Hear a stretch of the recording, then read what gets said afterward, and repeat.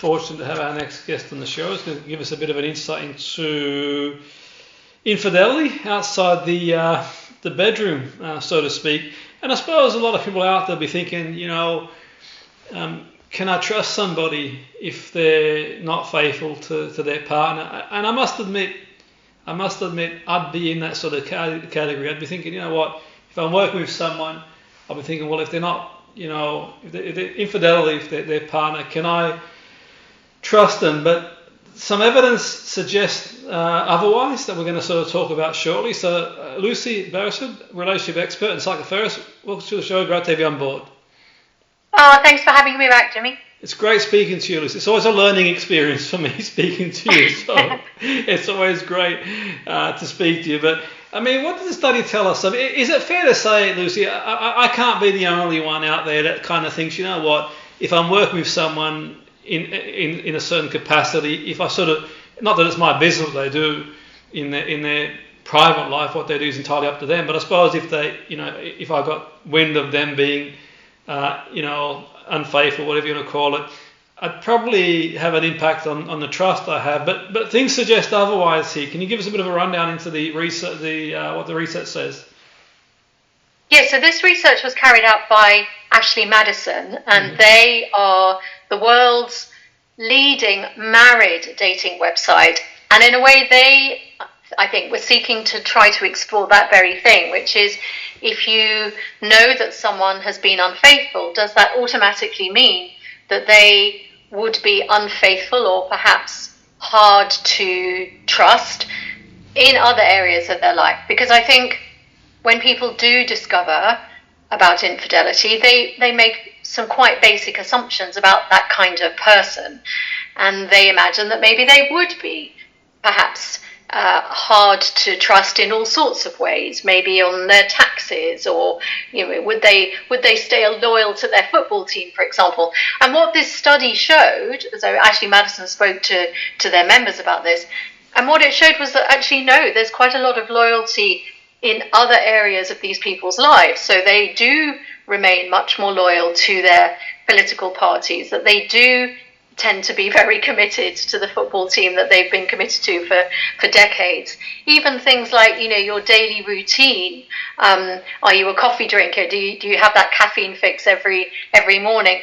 There are certain areas of their lives where they are just completely the same. They don't deviate. So I think what that really speaks to is that an affair is less about the personality of a person. It's not about saying, well, this person is just going to be unfaithful in lots of different ways, but actually maybe it's more a commentary on the actual relationship, on their primary relationship. And I think that is perhaps a controversial view, but that's certainly what we've been discovering. No, absolutely. And I mean, in terms of football team, that goes without saying. There's no way you can change that. And coffee as well, by the way. 100% always loyal to football team. Well, there you are. You know what it's like to have that loyalty. Absolutely. And all joking aside, I think it's a very interesting thing for people to explore, because people are curious about infidelity and they are curious about the types of people that do it. But I think what this really speaks to is the fact that they are just regular people like you and me. They don't have a different personality. They're not deviant in a particular way. They just find themselves in a situation, often in a relationship, where they are just becoming increasingly miserable. They feel unheard. They feel unvalued. They don't know how to speak about it, and certainly they don't, and therefore they end up having an affair. No, absolutely. And I suppose, speaking to you there, Lucy, I suppose in one sense it's more about the perception of infidelity. I mean, like you've mentioned there, for some people it's the way they want to live their life. So be it, who am I to say they should and shouldn't? It's not for me, and not for a lot of people I know, but for a lot of people I'm guessing it might be the case. Is it fair to say it might be just people's view in terms of, like, people got their own values, their own beliefs in the world, and I suppose in one sense it's the view that people might have around people. There's no two people are the same, different circumstances. Like you mentioned before, some people obviously sort of like, if they agree and that's the way they want to live their life, so be it. So I'm guessing that, there is a sort of a growing trend, if there is a lot of people who there is a growing trend around relationships where people do, other things that we've been told are the norm. Well, I think that's right. I think when we explore the whole topic of infidelity, and when we really think about where people are at in their lives in the 21st century, what we're beginning to see is changes in the ways in which people do relationships. So you're right, there might have been a model which was about, staying together forever, and everyone understood that. But that might have been appropriate maybe when everybody lived to be about 50 or 60. But if you're going to live to 110, and you might end up being with the same person for maybe 60 or 70 or 80 years, can you realistically expect your relationship to stay the same? And will that person grow with you? And will they want the same things that the two of you thought you wanted when you were in your 20s or 30s or 40s? So I think there's a lot of fluidity at the moment, and I think people are exploring that fluidity for themselves, and as a result, maybe being less judgmental about people making different choices. No, absolutely. And I suppose looking at the report, there's going to be the other side to it. If people read the report, they're going to think, okay, well, people sort of, like some of it suggests that some people surveyed would rather sort of cheat on their partner in job application or hairstyle, and I know sort of all things said and done, but I suppose people are going to see that and think, is that a flaw in relationships? I mean, is that sort of, if someone says that they'd sort of sooner cheat against their partner than say an application or on a job, or I mean, could we write anything into that? It's like into the relationship model, really. You think, well, it can't be.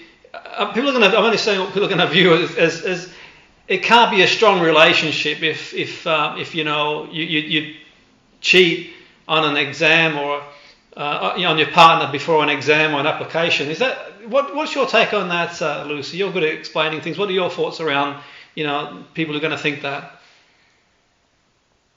I think this survey, I think why Ashley Madison has in a way done us a great service is to get us to really think about what is the nature of infidelity, and does it always mean that this person is a bad person?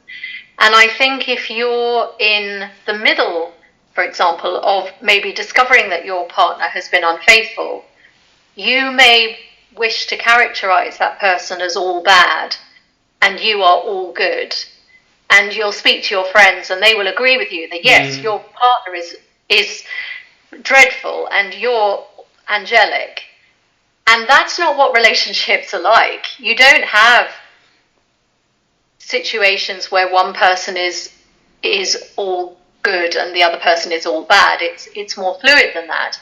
And the person who's been unfaithful is probably very unhappy in some way. I mean, let's be clear. I don't think we're necessarily talking about some people who are, they're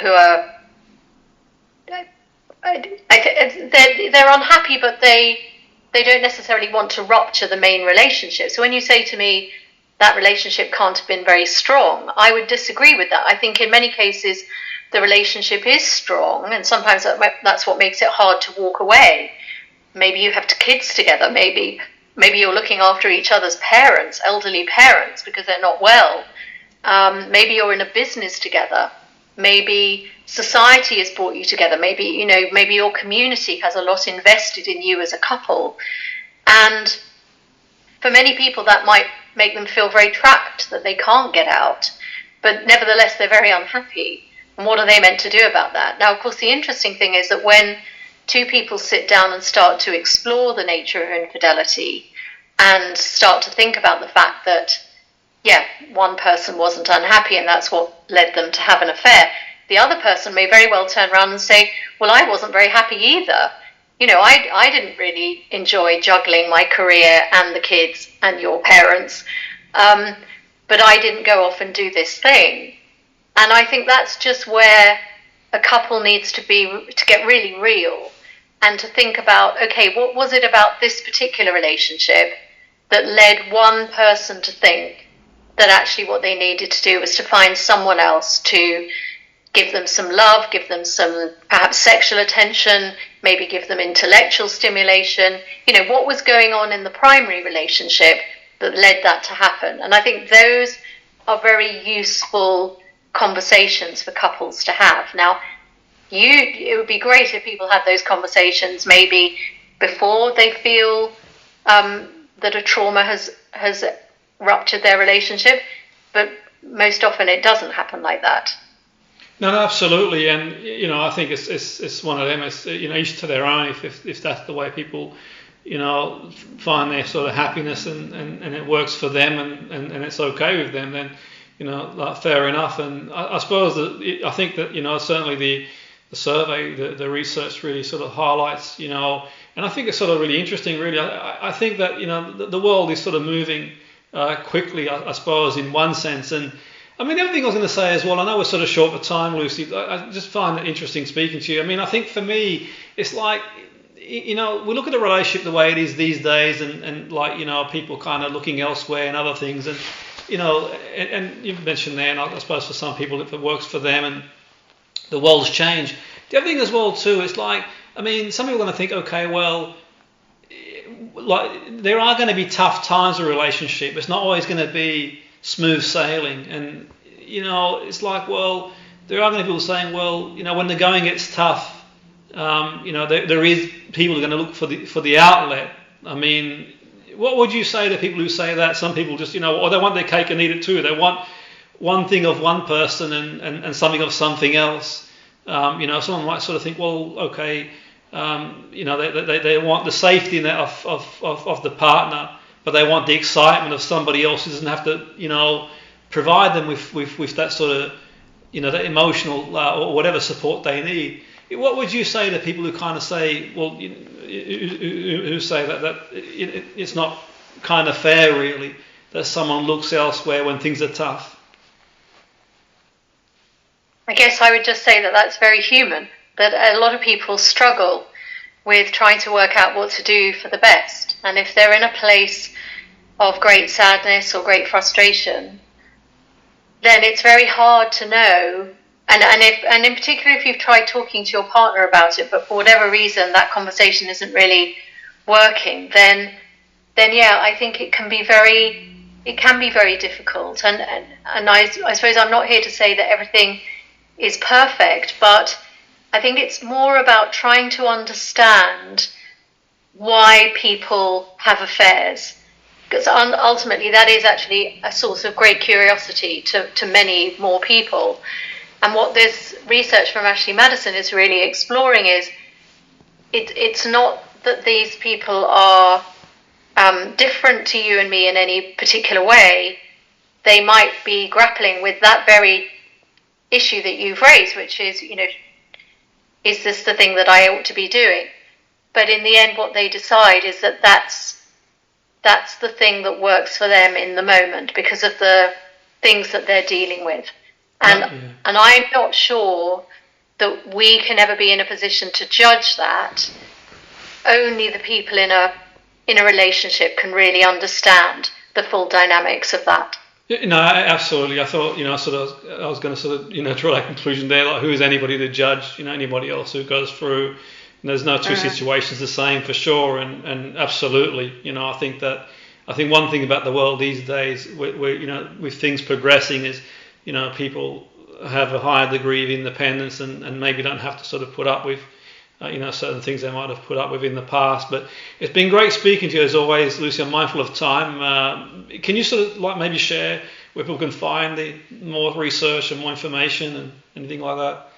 Oh yes, well if people want to go onto the Ashley Madison website, it's ashleymadison.com, and all the research is there, as well as lots of other studies as well. Brilliant. Thanks for your time, Lucy. It's been great speaking to you again. Have a great day. Thank you. Thanks, Jimmy.